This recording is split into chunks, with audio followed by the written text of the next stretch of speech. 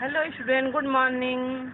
आज के इस वीडियो में आपका स्वागत है। आज मैं इस वीडियो में आपके लिए लाई हूँ एनसीईआरटी हिंदी पाठ पुस्तक क्षितिज भाग 1 यानी क्लास 9 का लेसन नंबर 2, जिसका नाम बच्चों ल्हासा की ओर, और जिसके कवि हैं महान कवि अपने ही जिले आजमगढ़ के राहुल संस्कृत्यानंद जी हैं। तो आइए बच्चों, इसके पहले हमने इनके कुछ जीवन परिचय के विषय में पढ़ा। आज हम पढ़ेंगे इनकी इस यात्रा वृत्त को पढ़ेंगे और समझेंगे। देखिए, वह नेपाल से तिब्बत जाने का मुख्य रास्ता है।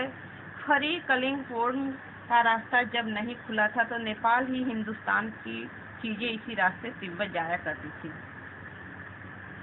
यह व्यापारिक ही नहीं सैनिक रास्ता भी था, इसलिए जगह जगह फौजी चौकियां और किले बने हुए थे। जो पहले बच्चों नेपाल से तिब्बत जाने का रास्ता था, वह सबको उसमें जाने की अनुमति नहीं थी, सब लोग नहीं जा सकते थे। इसीलिए इस यात्रा वृत्त में जब लेखक गए हैं वहाँ, तो एक भिखारी के रूप में गए हैं ताकि कोई इनको ऑब्जेक्शन ना करे। तो यह रास्ता जो था यह व्यापारिक नहीं बल्कि सैनिकों का भी रास्ता था। फौजी भी इस रास्ते से आया जाया करते थे, इसलिए जगह जगह फौजी चौकियां किले भी बने हुए थे, जिसमें कभी कभी चीनी पलटन रहा करती थी। आजकल बहुत से फौजी मकान गिर चुके हैं। जो पहले फौजी मकान बने हुए थे जो अब नहीं है।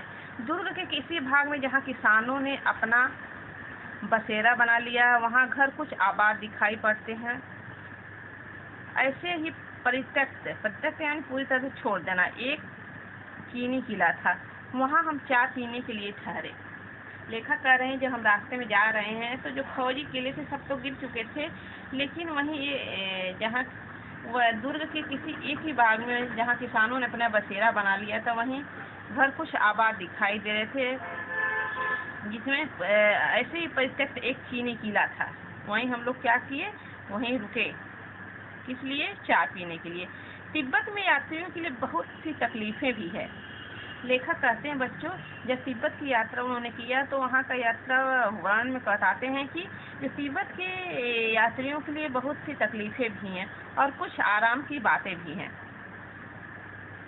वहाँ जाति पाति छुआछूत का सवाल ही नहीं है, ना औरतें पर्दा ही करते हैं। राहुल जी बताते हैं बच्चों, जो लेखक हैं, कह रहे हैं कि वहाँ किसी भी प्रकार का जाति पाति का कोई भेदभाव नहीं था, ना ही किसी छुआछूत का, ना ही औरतें वहाँ किसी प्रकार की यहाँ की औरतों जैसे पर्दा ही करती थी।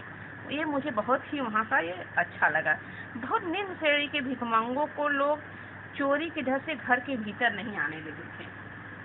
लेखक इस पाठ में कहते हैं बच्चों कि जो निम्न श्रेणी के थे, जो भिखमंगे वहाँ के थे, लोग चोरी के घर से अपने भीतर अंदर आने नहीं देते थे, बस बाहर से कुछ दे देते थे, नहीं तो आप बिल्कुल घर के भीतर चले जा सकते हैं। लेखक कहते हैं भीतर आने तो नहीं देते थे चोरी की डर से, लेकिन भीतर जा भी सकते थे। किस लिए? चाहे आप बिल्कुल अपरिचित हो, तब भी घर की बहू या सासू को अपनी झोली में से चाय दे सकते हैं।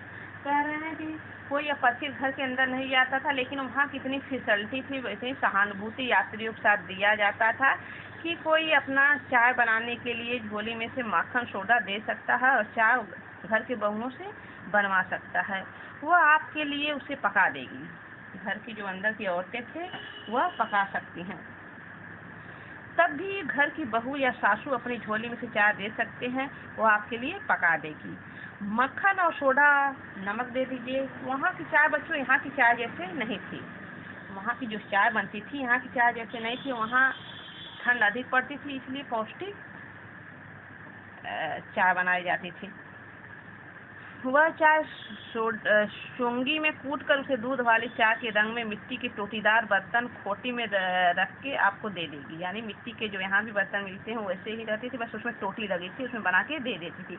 यदि बैठक की जगह चूल्हे से दूर है और आपको डर है कि सारा मक्खन आपकी चाय में नहीं पड़ेगा, यानी बैठक का यदि आपको डर है कि चाय जो आप बनाने के लिए मक्खन देंगे, तो इसकी वजह से आप वहाँ जाकर बैठ कर बनवा सकते हैं।